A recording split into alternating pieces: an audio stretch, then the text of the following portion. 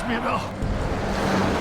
J'ai immédiatement activé le système de balayage optique, mais les résultats du scan ont montré que tout était parfaitement normal. Je n'ai pas hésité une seconde. J'ai immédiatement appelé l'équipe de renfort à l'arrière pour venir sécuriser l'itinéraire devant nous. En même temps, j'ai immédiatement signalé au centre de commandement tout ce qui venait de se passer. Mais la communication n'était pas encore terminée, que le véhicule chargé de l'escorte à l'avant a de nouveau été renversé par une force colossale. Je n'avais toujours pas compris ce qui était réellement en train de se passer. Ce camion géant pesant plusieurs tonnes a soudain semblé perdre tout son poids et a été projeté dans les airs en un instant.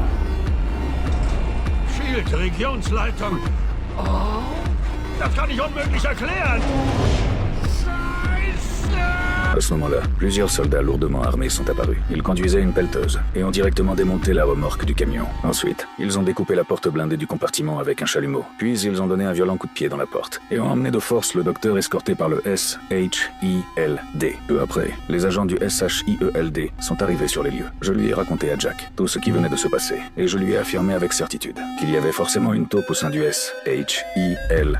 Sinon, l'ennemi n'aurait jamais pu connaître l'itinéraire exact de cette mission d'escorte. Au même moment, Anna semblait elle aussi avoir remarqué quelque chose d'anormal. Elle a ramassé une poignée de sable et l'a jetée dans les airs. La seconde suivante, une scène incroyable est apparue. Les grains de sable sont restés suspendus dans les airs, comme si une force invisible les maintenait en lévitation. Peu après, nous avons découvert au sol un dispositif de la taille d'un pouce. Quel était donc cet appareil, capable de projeter un camion de plusieurs tonnes, directement dans le ciel? Jack, le visage grave, fixait la mystérieuse sphère devant lui.